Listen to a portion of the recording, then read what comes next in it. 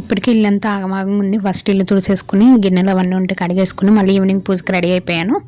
Morning పెట్టిన దీపారాధనలు కొన్ని అట్లనే ఉన్నాయి, కొన్ని మాత్రం కొండెక్కిపోయినాయి. వాటిని మాత్రం తీసేసి మళ్ళీ కొత్త ఒత్తులు ఆయిల్ వేసుకుని దీపారాధన చేసుకున్నాను. పాత వాటిలో కొద్దిగా నూనె పోసుకున్నాను. ఇంకా పూజ అంతా అయిపోయిన తర్వాత మందీప వర్ణన అనేది చదువుకున్నాను. మార్నింగ్ చదవలేదు కదా, అందుకని ఈవినింగ్ చదువుకున్నాను మందీప వర్ణన 9 సార్లు. ఈలోపు మా వారు కూడా వచ్చారు. రాంగాలన ఆయనతో రూప్ కట్టించేసుకుని ఆయన దగ్గర ఆశీర్వాదం అయితే తీసుకున్నాను. నేను కూడా నాకు తెలిసిన వాళ్ళు తాంబూలాన్ని పిలిస్తే వాళ్ళ దగ్గరికి వెళ్ళి తాంబూలం తీసుకుని వచ్చేసాను. రాగానే ఇంకా అమ్మవారి దగ్గర కొన్ని ఫొటోస్ అయితే దిగాము. చాలా హ్యాపీ అనిపించింది పూజ ఇట్లా చేసుకోవడం అనేది. అమ్మవారిని ఇలా పెట్టి చేసుకోవడం ఇది థర్డ్ ఇయర్. అంతకుముందు కలసం పెట్టుకుని చేసుకునేదాన్ని, అంతకుముందు నార్మల్గానే చేసుకునేదాన్ని.